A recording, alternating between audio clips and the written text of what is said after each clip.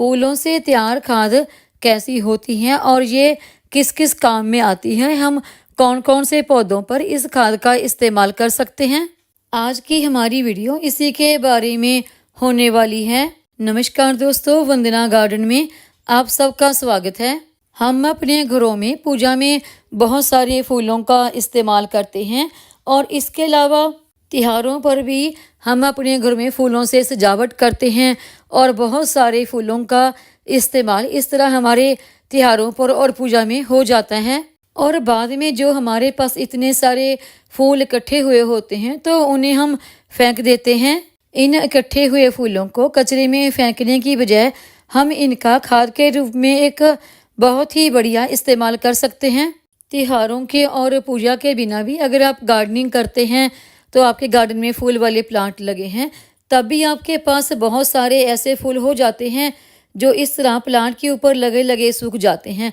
तो इन सभी फूलों को आप कलेक्ट करके रख लें फेंकने की बजाय, तो उनसे भी आप खाद तैयार कर सकते हैं।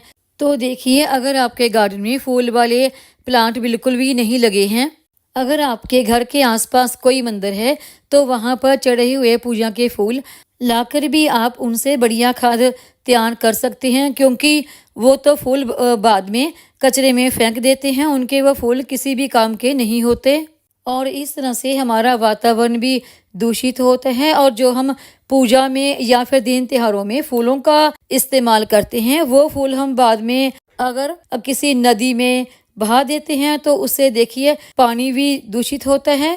हम इन फूलों का सही तरीके से खाद के रूप में इस्तेमाल करके अपने वातावरण को दूषित होने से भी बचा सकते हैं और ये खाद भी हमारे बाद में बहुत ज़्यादा काम में आती है। मैं अपने गार्डन में बहुत ही अलग अलग तरीके की खाद तैयार करती हूँ और बाद में मैं उनका रिजल्ट भी आप लोगों के साथ शेयर करती हूँ।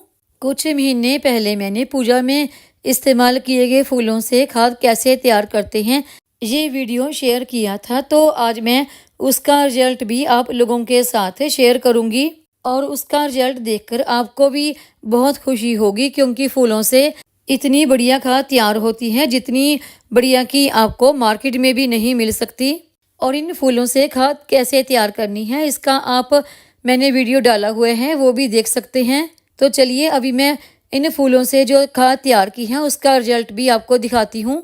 जब ये खाद मैंने तैयार की थी तो डब्बे को फूलों से देखिए यहाँ तक मैंने भरा था और अभी कुछ महीने बाद इसका रिजल्ट देखिए फूलों से खाद बनकर तैयार हो गई है।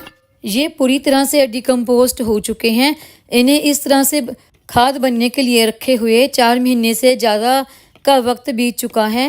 जब हमने खाद बनने के लिए रखी थी तो डब्बे को हमने ऊपर तक भरा था, तो अभी देखिए कितना ज़्यादा डिकम्पोस्ट हो गए नीचे को हो गया है।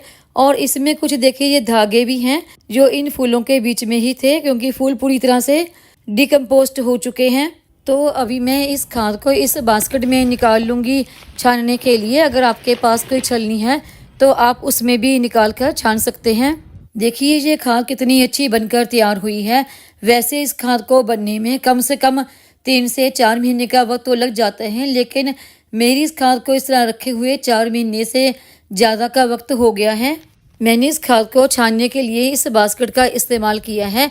अगर आप छलनी का इस्तेमाल कर रही हैं तो बहुत ज़्यादा बड़ी छलनी का इस्तेमाल करने की ज़रूरत नहीं, जो थोड़ी सी मोटी सुराख वाली है उसी का इस्तेमाल करें। फूलों से खाद तैयार करते समय आप उसमें सूखे पत्ते मिक्स करके उसका भी खाद तैयार कर सकते हैं। खाद आप किसी मिट्टी के मटके में तैयार कर सकते हैं। अगर आप किसी प्लास्टिक के गमले में या डब्बे में तैयार कर रहे हैं तो इस बात का ध्यान रखें कि उसमें सुराख जरूर हो। और देखिए इस खाद का कितना बढ़िया रिजल्ट निकल कर आया है। एक बहुत ही बेहतरीन फूलों की खाद हमें मिल गई है। इस खाद को आपने किसी पैकेट में भरकर छांव में रखना है, धूप में बिल्कुल भी नहीं रखना। और ये जो इस खाद का मोटा हिस्सा आपके पास आया है, इसे आप दोबारा खाद तैयार कर रहे हैं तो उसमें इस्तेमाल कर सकते हैं, या फिर जब आप अपने गमले के लिए मिट्टी तैयार कर रहे हैं तो उसमें भी इस्तेमाल कर सकते हैं।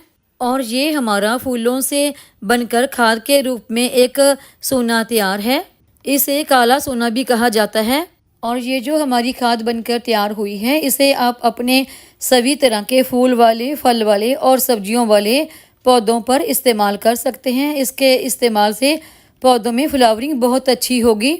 और जब भी आप खाद तैयार कर रहे हैं, चाहे फूलों से हो या किसी भी चीज़ से हो, तो उसे कम से कम हर 15 से 20 दिन के बाद थोड़ा थोड़ा सा हिलाते रहें, ताकि जो ऊपर वाली खाद है नीचे और नीचे वाली खाद ऊपर हो जाए। इससे खाद जल्दी बनकर तैयार होती है।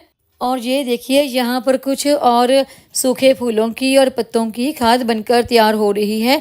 मेरे गार्डन में इसी तरह से खाद तैयार होती रहती है। और हमारे यहाँ देखिए बारिश भी शुरू हो गई है। तो आज मैंने आपको फूलों से बनी खाद का रिजल्ट दिखाया। उम्मीद है आपको मेरी ये वीडियो पसंद आई होगी। वीडियो पसंद आई हो तो वीडियो को लाइक करें, सब्सक्राइब करें, शेयर करें, कमेंट करें, बेल आइकन को ज़रूर दबाएं, ताकि मेरी आने वाली हर नई वीडियो का नोटिफिकेशन आपको मिलता रहे।